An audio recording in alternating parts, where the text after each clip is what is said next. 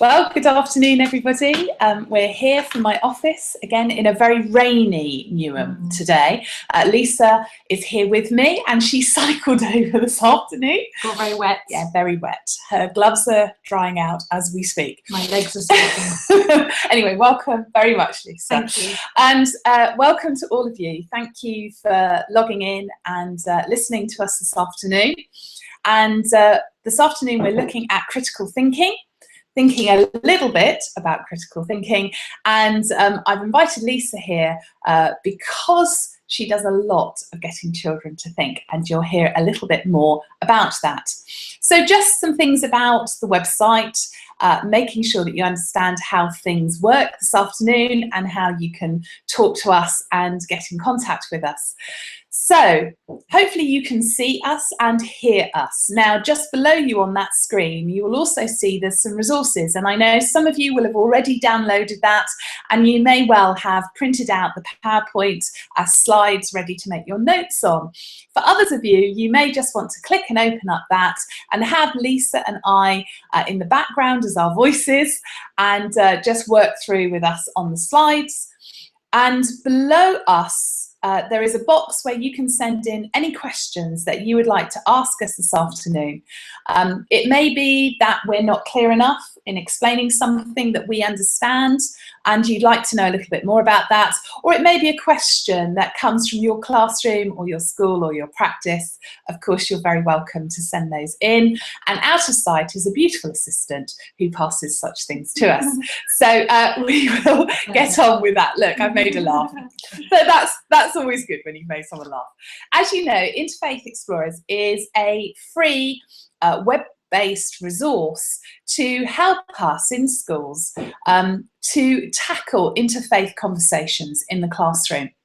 And it's supported by UNESCO, and the resources on there are great. There are lots of films, there are lots of practical worksheets, there's lots of lesson ideas, and there's a scheme of work.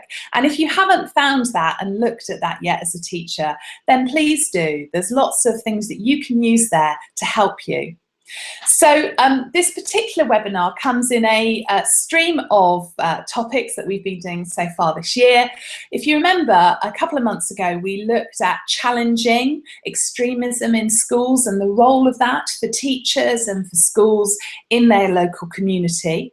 Last time, we then began to think a little bit about fundamental British values as defined by Ofsted. That's a very important word, as Lisa and I know, to add in when we're talking about British values. And today we're looking at critical thinking. And the reason for that is, as we've gone through these, one of the things that has become really clear that children and young people need are skills to be able to handle different people, different questions, different life situations. And so that's why we've chosen this topic today. And just to flag up that next month, we've got Geraint Evans, who is the Ofsted lead on radicalisation and challenging extremism, with us to do a question and answer session.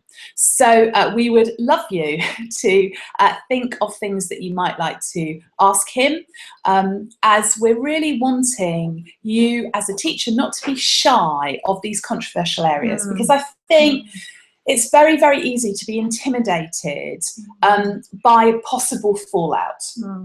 And controversial. Yeah, anything that's sensitive and controversial. And actually that doesn't make us teachers functioning at our best when we do that.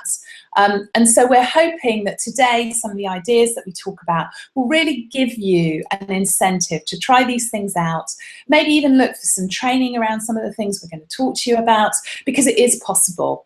And Lisa and I know that because we're here in Newham, and we're the most diverse borough. And if we can do it here with everybody with very different views with us, then you can do it in other places as well.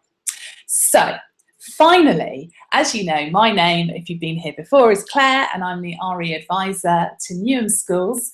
And I work a lot with religious education, collective worship, looking around assemblies, how do we do that well, and helping teachers, mentoring teachers to be reflective practitioners and to hopefully improve their skills, having that journey with them.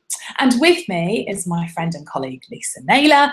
And Lisa, would you tell us a little bit about yourself? Yes, thank you, Claire. My name's Lisa Naylor. I'm a teacher at Galleons Primary School in Beckton in Newham in East London. I was an AST, an Advanced Skills teacher in Philosophy for Children, P4C, until the government disbanded the programme. Boo hiss, few years very ago. bad decision. Yeah. And at that point, I became a lead practitioner in my subject. So I'm now a lead practitioner in P4C at Galleons. I also work for SAPRE, so I'm a registered trainer for SAPRE. And if you don't know SAPRE, they're a wonderful small organisation based in Oxford who oversee all the P4C training that goes on in the UK. So SAPRE stands for the Society for the Advancement of Philosophical Inquiry in Reflection in Education. Quite a long title for a very small but really great organisation. Yeah. So I work for them as well. I'm a registered trainer for them. That means that I run training across London and the South East. Generally, although I am going to Dubai in the summer to run training there as well. Wow, so, Dubai. That will be nicer. Yes, absolutely. As we look out on it. Yeah. So, as I said, I'm a class teacher. I teach in Year 6 at the moment, but I've taught across the school. And in my role with SAPRE, I work across primary and secondary, so I work up to A-level, secondary and primary. Okay. And I have had the joy of experiencing Lisa's work, and she's a very good trainer. So if you ever have an opportunity to be trained by Lisa, then do go for it. She's excellent. So just looking at our session objectives today, we tried to just sum those up a little bit for us. So first of all, to understand the benefits of training pupils in critical thinking, why we would want to do that. Because actually we're asking for a bit of trouble once we start doing that. Because of course, once we tell pupils to start asking questions and to keep asking questions and to challenge, of course, we're going to get that as teachers. And so that immediately will put some people off. But I don't think we should be. No. Because ultimately we're helping to form these young people. And it's really important, I think, that they don't leave school without that ability to challenge and think things through. And I think you can do that in polite ways, even in kind ways. It doesn't mean that you have to be aggressive. It doesn't mean that you have to sort of make enemies, really. No, I don't think you do at all. Yeah. Okay, and we're also hoping that we provide you with some practical ideas of things that you can do using interfaith explorers in your classroom for these interfaith conversations, so that actually we're giving you things that you can use next week or whenever you choose to do this unit. And finally, we just want to say that critical thinking really helps promote children's ability to do well. So it has lots of links, not only just to being able to reason, but it also has links that go on into other subjects. So sometimes it's an attitude that if we can achieve this, if we can think about this big difficult question and find a way through, then actually no question that I'm asked is potentially too difficult. Maybe I can look at different ways. And so actually I think the reason for doing this is actually about children's self-esteem and their confidence, motivation, to be able to do things. So let's start with saying a definition. There's many of what critical thinking might be, but Lisa, do you want to read to us what Robert Ennis says? Okay, I've got it on a piece of paper here on the PowerPoint. So what is critical thinking? Reasonably and reflectively deciding what to believe or do. Yeah. Critical thinking means making reasoned judgments. That's quite crucial. Yeah. We use it to critically judge the quality of something. Okay. And that was Robert Ennis. Yes. So it's about critically thinking is reasonably thinking about things and reflectively thinking about things. And that we critically judge the quality of something. Yeah. I think that's a good shared definition, and I think that's one that we can definitely use in education. I quite like it. I like the idea of reasoned judgments. I think, you know, we make judgments all the time as human beings. It's something that we do, but it's not just thinking about the judgments we make, but it's making them reasonably or being reasoned. And I think that's quite crucial to this definition here, the idea of reasoned judgments. Yeah, no, absolutely. So to be able to think critically then, it requires two things. First of all, a willing disposition. And I think that's as much about the teacher as it is about the pupil. Yeah. Because if we're not willing to open up and allow pupils to question what we're saying and to challenge, then actually this is going to close down very, very quickly, isn't it? As teachers, we're just, you know, we're not going to have this. So it's about us as well as the pupils. And I don't think we can make a pupil have a willing disposition. No. But what can we do? Well, yeah, exactly. Yeah, I think we can facilitate a space for them to develop that disposition. I was just thinking of I was teaching reception a while ago, and I was teaching a lesson, and a child said to me, "Miss, why is red called red?" And it was just quite interesting, because I thought, well, actually, I've got to get on and teach this lesson. I can't stop and answer that. But I was thinking, actually, what a really great question. Why is anything called anything? Why do we label things? And what if red was called blue? Would it be blue? And it just made me think, actually, we're so busy to get, you know, so rushed to get through the curriculum. We're under such pressure in schools to get through so much.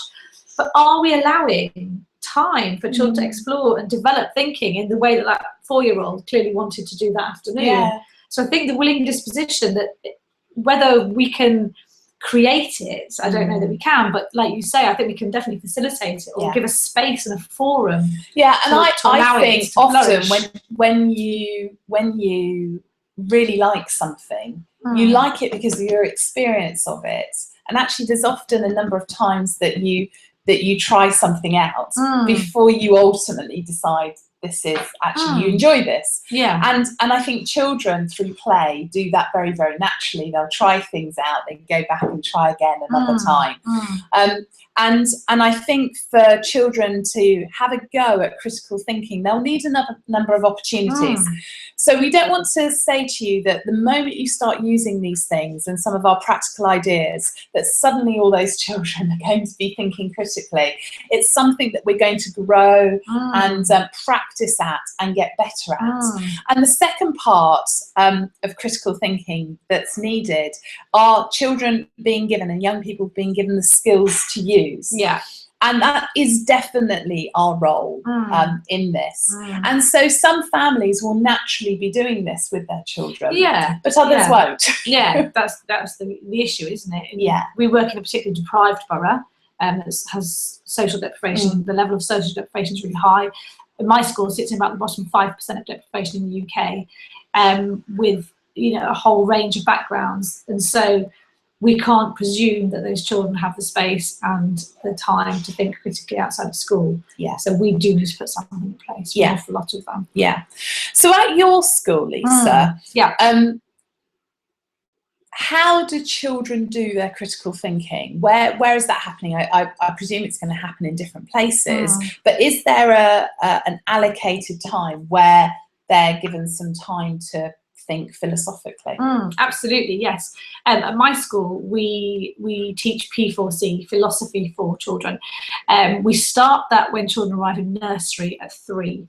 So from the minute they arrive at school, we begin their philosophical journey with them. And this is taught weekly throughout the school. So every child at Galleons, every week, has a P4C session with their class teacher. And we look to develop those skills. And as you just said, Claire, it's not a quick fix. We're not the first week we do it, we're going to have these amazing critical thinkers.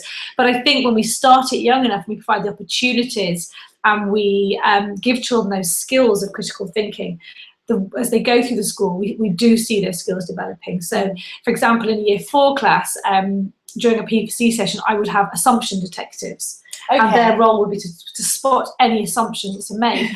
So, for example, recently a question was, the children generated a question, why is love so important?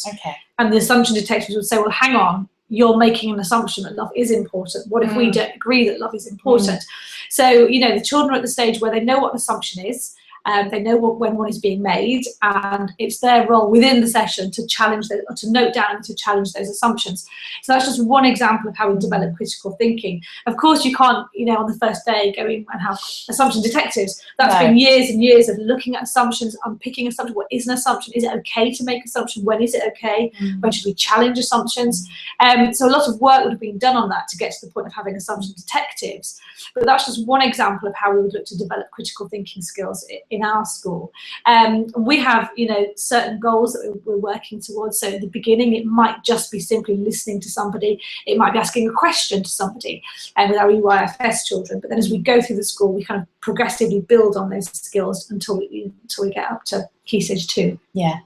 And actually, it is amazing. I've seen the Year 6s. I've experienced a couple of their discussions, and they are amazing in their analytical abilities. And yeah, it does really challenge you as an adult. The way that they're seeing something, or the way that they're thinking about something. And again, as a critical thinker and a reflective thinker, it then makes you think some more, as well as the teacher. And that's really, really good. Yeah, I do so much thinking alongside them. And I think the beauty of PPC, it's not a teacher and a class. I'm not teaching anything, really. I'm facilitating an awful lot of thinking that goes on, and maybe introducing some critical thinking skills. But it's not me imparting any knowledge. It's really exploring what the children believe. And the questions that we were talking about earlier, we were just talking about a question about, do we choose what we believe? Well, what an interesting question to discuss. How much choice do we have in what we believe, and where does that belief come from? And to explore and to unpick questions like that, I think for me is absolutely crucial, particularly in this day and age. And I think when we're preparing children for life beyond primary school, these are some of the big issues that we really need to unpick and get children thinking about. And I think for me, it's absolutely crucial that we give children the time and the space and the skills to explore these big ideas. Yeah. So I suppose what we're trying to say to you is that it's not a quick fix. It is a program that works over time, and with all things that grow, it needs some space and it needs some nutrients as such to be able to do it. And actually, over time, it does work. It does work. And Lisa and I were doing a course a few weeks ago, and you were talking about some of the games that they were playing in the early years. Maybe you could tell people sort of what sort of thing do you do with a 3 or a 4 or 5-year-old? Because some of our viewers may be wondering, how do you at all get them to think critically? It's a really good point. How do you get a 3-year-old to think critically? It's a great question. So what we do at my school is we start with some lovely thinking activities. So it might be something really simple, such as, and I'm stealing some ideas here from people, so I might have to credit some people at the end of these ideas. It might be such a thing, would you rather have a beak, or would you rather have wings? Yes. Maybe. It might be something really simple like that, And the children would decide if they would rather have wings or would they rather have a beak. And we would then encourage them where possible to justify, to give a reason why. And that's absolutely crucial. I mean, early oracy is a massive issue in our school. We've got over 60 languages spoken in our school, plus a real issue at the moment with our white native speaking, our first language English speaking children. So early oracy is a real issue. So in the beginnings, the children might just go to the picture and sit by the picture. They might not even be able to articulate why they've chosen that. But the fact they've made a choice for us is the first stage of critical thinking, even making a choice about something within a limited number of options. We then really encourage why. Why would you rather have wings? Why would you rather have a beak? We then might build that up into good thing, bad thing type game. So again, it rains chocolate. Would that be a good thing, or would that be a bad thing? And already we're making, even by saying is it good or bad, we're asking children to think critically about the meaning of good and bad, and to then apply that to a scenario such as raining chocolate. And then again, why would that be a good thing? Why would that be a good thing? And as the year goes on, we may encourage a response. So, well, the people who thought it was a bad thing said this. The people who thought it was a good thing, how would you respond to that? And then start that dialogue. So it's not just me and my thoughts and I think this, but actually I'm going to listen to somebody else's point of view that is different to mine, and I'm going to respond to it. And very early on, we say to children that, you know, people do disagree in life. You know, disagreement's not a bad thing. There's a way of disagreeing, and there's a language to disagree, and we provide a forum to disagree, and that's really important. And it doesn't involve no, you're wrong, or that's stupid, or punching and kicking. It's, I disagree with what you've said, and this is why I disagree with it. And as a facilitator, as a teacher, in the role of the facilitator, you would facilitate that dialogue. Okay, well, let's hear. So you disagree with that. Why do you disagree? Can you give us some reasons? Can you provide us with an example to disagree with that? And just giving children a real forum to do that, but encouraging them to explore ideas and unpick things. And like you said earlier, even things that maybe as teachers we feel a little bit uncomfortable with, that maybe are quite sensitive. Maybe a child might say something quite controversial. And that's where, you know, critical thinking really comes in terms of us using those facilitator skills to unpick some of those big ideas. And I think as well, what often happens when children start with this, and you, as a facilitator, you start asking for reasons, sometimes they can't give you a reason. And what we don't want them to feel is silly or bad at that stage. And so often I've done that with early years, is I've said, now can anyone help with a reason? Because there'll be more than one of them who are stood on one side or have decided the beak over the wings, and they'll help one another. And of course that child, it may not be the reason that they were thinking of, but they will say it is once that child has articulated it, another child has articulated it. They'll take ownership of it. But actually what that's doing is it's showing teamwork. We're doing listening skills, we're doing speaking skills, oracy skills, but it's also this thing of working together. And I think that's what I like about critical thinking, is that it is still teamwork, even though you're being critical about ideas. That you're not on your own. And for us as a facilitator, I don't think I've ever had one where everybody's been on one side and just one person. But I suppose you could have that. And maybe then as the facilitator, you might have to support them in their reasoning and help them through in those discussions. But usually kids work very well together and help one another when they get stuck on ideas. And I think, like you say, I think that collaborative learning that goes on in a PFC session or critical thinking is absolutely crucial, because we don't just think, you know, thinking involves so much more than just what I've got in my head. But actually I need to think about how that relates to what somebody else is saying, and how I might disagree with that. But I still need to accept that it's a valid reason, even if you know, we've talked about reasonableness quite a lot. And being able to accept an opinion or a reason, even if we don't agree with it, but still see it as a valid reason. And maybe that's quite important, I think, as well. And I do think those baselines that Lisa was saying about we can disagree, and actually there'll be more than one view. And if you can see the skill there in the early years in nursery is to have things like a beak and a wing, where in a way, it doesn't matter which you prefer. No. You know, it's not controversial really at that point. But what we're building up in children and young people's, I suppose, their mind, their worldview, their understanding of things, is that there is more than one answer. And that's okay. And that's okay. That's okay, And it's okay not to agree with the person that's over there. Because they have a valid reason for why they're over there, just as you have a valid reason for why you're over there. And all of that, when we're not dealing with something controversial, is so important, because that lays the foundations for when we later on come on to other topics that could be sensitive or controversial, because actually the children have already understood, there'll be more than one opinion. Actually, there can be justification.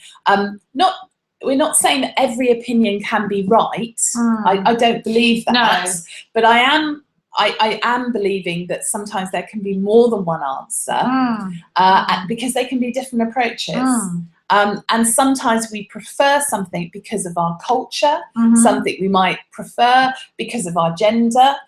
All of these things, our upbringing, come into those choices. And if we're talking about religion, then our religious tradition that maybe we've been brought up with is another factor in those midst of things, of what we sit comfortably with and what we don't. So I hope that's beginning to flesh out some of those things a little bit. So what you'll see on the next slide is about a Socratic approach. And that's a well-known sort of pedagogy, really, within teaching of an approach to critical thinking. And it's one that I've used a lot in religious education.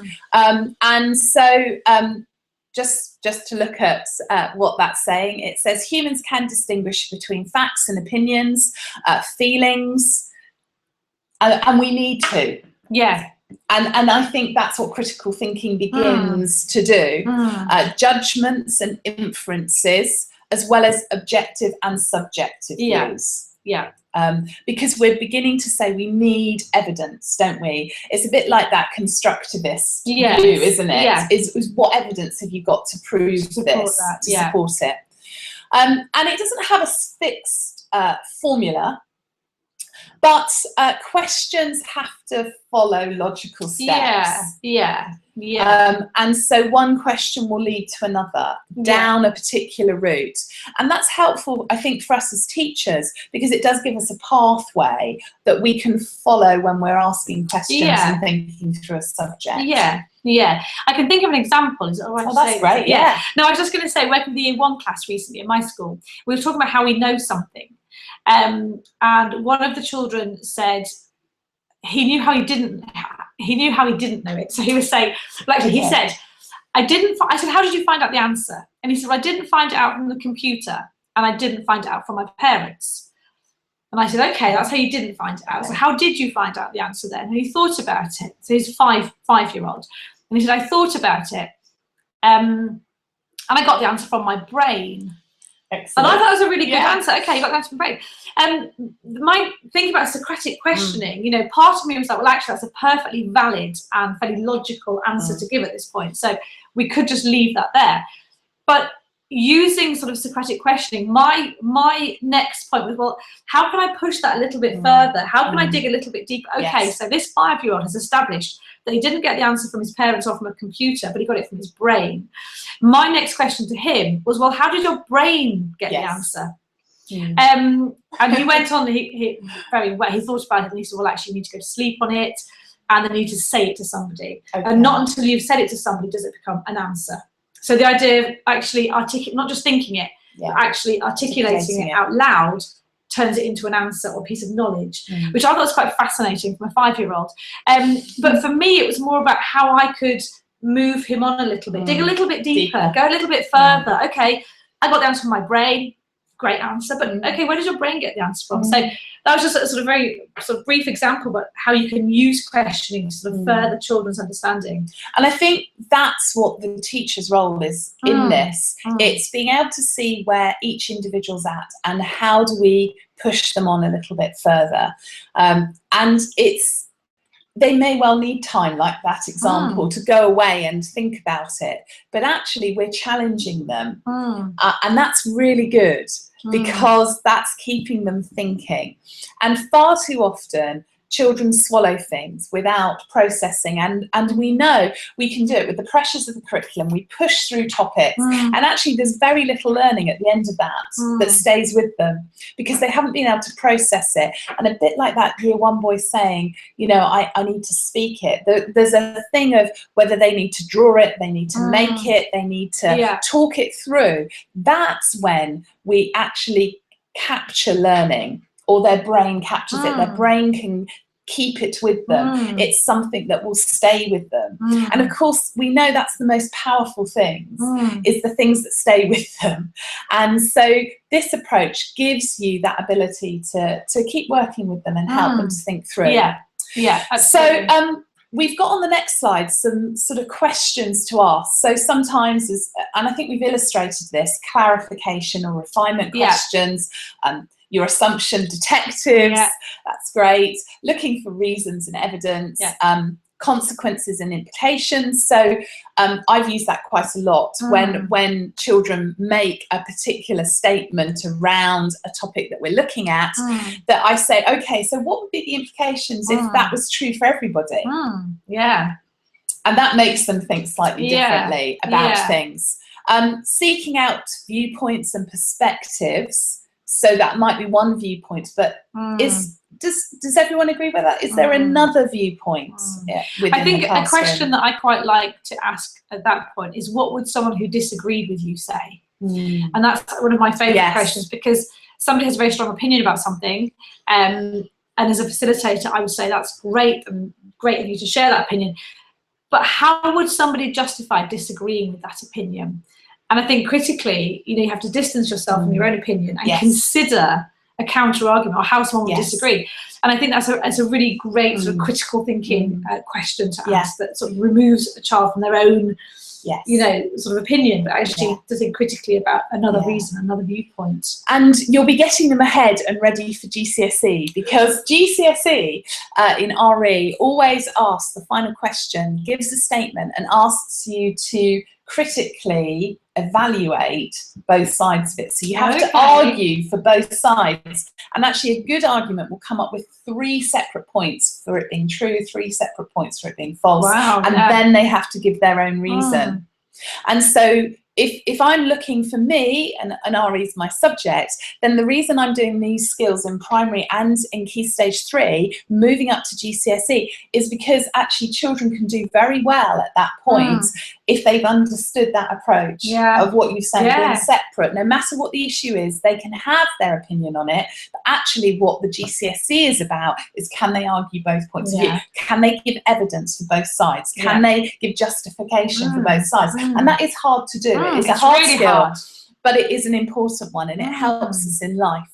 Okay, just to say, over the next few slides, what Lisa and I have put into the PowerPoint are some examples of questions to really help you. So if it's about clarification and refinement, or reasoning and evidence, or perspectives. And in my secondary classroom, I used to have these as cards. So that if a group were looking, I would say, right, so here I would like you to look at the assumptions that are behind this question. And so that group of 4 would, have their conversation around that, and another group might have it around clarification, another group. So I would use these in different ways, so that you are still looking at the same topic together, but actually children are focusing it on in different ways. But also you can have a group of 6 of them, and each of them can have a different one of these cards. And so that they are critically asking questions, and it's giving them those starters that they can use. Actually, when Lisa and I often are running philosophy for children inquiries, we sometimes use some question stems to help children with writing questions, don't we? Because that again makes something practical for them. Yes, it opens it out. Okay, so how do all of these things help in a school? I think it can help towards interfaith conversations, because if these foundations are in place, then it means that when they come, the children themselves are beginning to understand their assumptions. So whether they believe in God, whether they believe there's a right way of doing something, celebrating something, living, they're understanding there's some assumptions in there. They're also understanding about what evidence and what faith is, because literally faith means believing in something that can't be proven. So now that's not going to stop someone from believing in it necessarily, but they do have to understand that faith is faith. That it goes beyond maybe a bit of evidence that we can put for why there should be a speed limit at 30 miles an hour. Believing in God is a different sort of question. And though people will say there is evidence for and against, ultimately it's going to come down to a belief, isn't it? And for children to be able to grasp that helps them then to understand others, I think. And that's really, I think, really important. And we've said it allows pupils to question information. This doesn't always make us popular with parents, though, does it, Lisa? No. I think you started off by saying this as a teacher. Do we want children to question everything we say? Probably not, actually, on a practical level. But at the same time, we need to, as we were saying earlier, we do need to get children to be able to question and to challenge ideas. But I have had parents coming up to me in the playground and saying that they now challenge bedtime, for example, what time they have to go to bed. Well, Miss Naylor's taught us to challenge these ideas. And so, yeah, it might not always work practically, but I think as children get older, they know when it's appropriate to challenge and when it's not appropriate to challenge ideas. And I would even say with things like challenging over bedtime and things, actually, that's no bad thing if we're causing parents to think through their justification of something. And actually, if you set something as a rule and you don't have a justification for it, then it isn't the strongest tower. It can be toppled. Yeah. And so I think that's good, because I would be able to justify when my children were younger why it was at a certain time. And there does come a point, you're right, where children just have to accept things. But to give an example, when my son was 5, he was in reception, and a whole load of them came in from playtime, and they said, Miss, to their teacher, Miss, tell us who's right. Tell us who's right. And Joseph said, when we die, we go to heaven. And one of his little Muslim friends said, well, no, we go to paradise when we die. And another little friend of his who didn't believe in God and anything, he said, no, we just go in the ground and we feed worms when we die. And a little Hindu friend of his said, no, when we die, we come back as something else. And a Sikh friend. And so this poor teacher had these 5 children come and say, well, what's the right answer? Because we're 5 and we want to know. We want to know. We want to know. Our mums and dads have told us these different answers. Which is the right one? And she tried to close it down, and my son would not leave it, apparently, that day. He just kept coming back and saying, well, what is the right answer? There'll be a right answer. And in the end, she said to him, well, Joseph, you might believe that you go to heaven, but lots of people believe lots of different things. So we don't know which one's right. Okay. And that's what she said to him. Okay. Now he mulled over this. We only found out the next day there was an issue. He came back, and the next day he didn't say anything to me on the way home or anything. Didn't have anything to question or ask. And the next day it was story time, and Joseph was always really obedient, and he still is actually. But he was really, really obedient at 5. And if you said, right, stop playing, come to the carpet, he would be one of the first who was there waiting. And he didn't come. And there was a few more things, and then the TA went to get him over, and he said, no, I'm not coming. And so they just got on with it. And then after a while, the teacher went to see him, and she said, Joseph, that was a bit naughty, because you were asked to come to the carpet. And he said, well, you might have thought it was time for coming to the carpet, but there are more than one answer to that, and I disagree with you.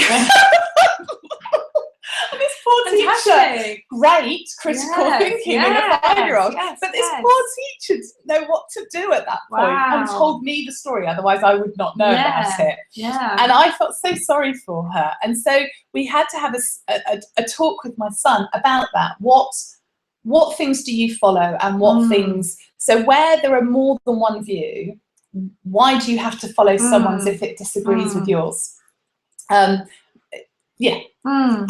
that was really interesting, and I wasn't expecting that sort of conversation with a 5-year-old. It was in his first term at reception. Wow. So children are thinkers, and he did a bit of sort of deconstruction, I would say, there about thinking overnight. And we were able to explain the reasons why, and the teacher and I did that together, and he was fine from that point onwards. And we began to say, well, when there's something about life after death that we can't prove, that's why there's lots of views on it. So we might believe this, and someone else might believe something else. And none of us are going to know, are we, until we die, because we can't know before that. And so that's why there might be lots of different views. But on things of coming to the story, there's a reason, because Miss wants to do this, so you can do this, so you can do this. And he could then understand, you know, why his view mattered in one place and why it didn't in another. But that can be confusing. Absolutely. A long time ago. And then you move up, you know, you move up a few years into a Key Stage 2 class where you have you have Muslim children, you have Christian children, you have Hindu. Thinking of a Year 6 class I had recently, I had a Buddhist child, Hindus, Christians, Muslims. I had a pagan child, and children that had no faith. to put that group together when they're not 5 anymore. But actually, they're really challenging ideas and asking questions of each other and asking questions of their own faith. You know, and I think that's where something like P4C and the ideas around critical thinking becomes super important. Yeah. Because they are beginning to question, you know, they've maybe been brought up in a house where everybody's the same faith as them and the culture that they live in. And suddenly they're thrust into a school where there's a number of different faiths and other people say, well, no, I don't think that. Yeah. And for some children, it's the first time that these ideas have been questioned. Yeah. And I think, you know, that's where things have to be done very sensitively, but at the same time, you know, we're saying it's incredibly important to allow those. And have those pathways through. And it does give pupils a chance to problem solve, which is really important. Now, our time has just flown. Look, wow. We've been talking and talking and talking. So we wanted to give you some sort of practical ideas. We've talked about a few that you can use with your class. We've talked about good thing, bad thing. Odd one out, you maybe give 4 objects. And which one's the odd one out and why. Make sure that there are sort of 3 obvious things that link things together. And it gets even better if you can find different sort of 3 things. But kids will be really good. You can give them random objects and, and they will make an odd one out with a justification. A pen, a light bulb and an apple. Which is the odd one out.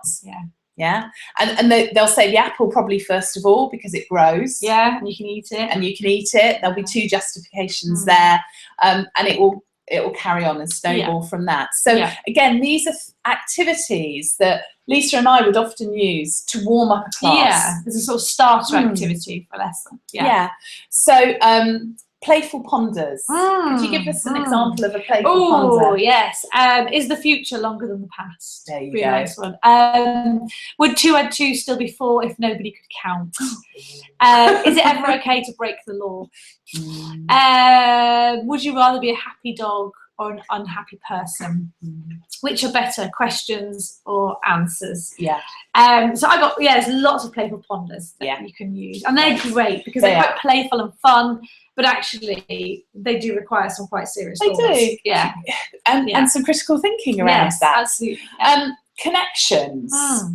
What would you do if you were doing that? If I was doing connections, again, quite similar to the odd one out, I would look for connections between ideas. So again, I might put down the light bulb, the pen, the shoe, and the apple, and say, okay, how are they connected? Are any of them connected? Which 2 are connected? So we might start to begin to look at making connections, which may be more creative thinking than critical thinking, but I think it's still a really useful skill to develop. Absolutely. And finally, the 5th one we've got on here is a concept line, and literally it's a line that we usually use masking tape, but I did used to have a rope in my classroom that the rope used to go down. A meter stick will do as well. Absolutely, a meter stick's great. And then you may have some words or some pictures around a concept or an idea. So Lisa and I did a course recently on fundamental British values, and we had a number of words and images around that, and actually we were asking colleagues to say what's more British or less British. Andy Murray or a cup of tea? Which is more British? Where would you put it closer on the line? And people would take turns to put their thing down and say why they're going to put it down, and you can move other people's to make room for yours, as long as you can justify it. As long as you can justify it. So again, we're getting those critical skills of oracy and speaking out justifications. And I think concept lines work really well for structuring dialogue. So there's a really great way of initiating a conversation or a dialogue, but within a structure, within a framework. And I think that feels quite safe. I know with Year 5 recently, we've been talking about freedom and what makes us free. And so we had less free and more free at either end of the concept line. And there was things like, the children were coming up with things like following the laws of the country. How free are you? Wearing a school uniform. Being imprisoned, and we were deciding how free each of, were you more, the children were talking about slavery and imprisonment and trying to decide which one you're more free, which is a really interesting discussion. Again, so it structured the dialogue around the concept of freedom, but within that, there was plenty of scope for sort of justifying and moving and thinking, sharing thoughts. Yeah. And so what we're saying is, often when we come, whether you're using Interfaith Explorers, you might want to do some of these warm-up activities to get ready for the questions that they might want to look at. And Lisa and I just looked up a few questions that we have done recently with different groups of children. And actually one of our questions was really similar, wasn't it? Similar. So that was amazing. Yeah. Different groups of children. Schools. Yeah. So I had, should you always do things with the expectation of a reward? And you had very similar ones. Really similar. Year 4 class recently I was working with, they asked, should we always be rewarded for good things that we've done? Yeah. And they came to the conclusion, really interesting, that no, we shouldn't. The reward should be something, just a sense of having done something good. And we shouldn't require external recognition. That was exactly what the children said in my discussion. It was year 5. Okay. Exactly the same. And I then said to them, so does this mean we should be telling all your schools to stop doing star of the week and things and stickers and all of that? And they all went, and that sort of it's very personal. And then ultimately they argued for yes for that. Okay. Because they said, actually, if you don't learn to do it for yourself, then that's why you don't carry on doing it later in life, and actually you have to build that skill, up, isn't it? Yeah. Quite interesting. Have you got one more question maybe that you've done? This is another year 4 class in my school, was why do people see things differently? Which is fascinating. Think about perspective. Like, if we're all looking at the same thing, on the same issue, on the same concept, same argument, why do we see it differently? Where do our judgments come from? Brilliant. That's an interesting one. Okay, so our time is gone. We thank you very much to being with us. I told Lisa it would go quickly, and it does. Thank you very much for watching. Remember, if you've got questions, so if you're watching this at a later time and not live, or still if you've been watching it live and you want to send us in some questions, you can do that in the box underneath where we're talking to you from, and that will come in, it will come through to us, and we're very happy to give our best shot at an answer. So thank you very much, Lisa, for your time. Thank you for having me. Lovely to have you here. Great. Thank you. And I will see you next month. And again, think about those questions coming in about radicalisation and safeguarding around extremism in our schools. What questions would you like to ask the guy from Ofsted who's looking at these things? So bye from us. Bye.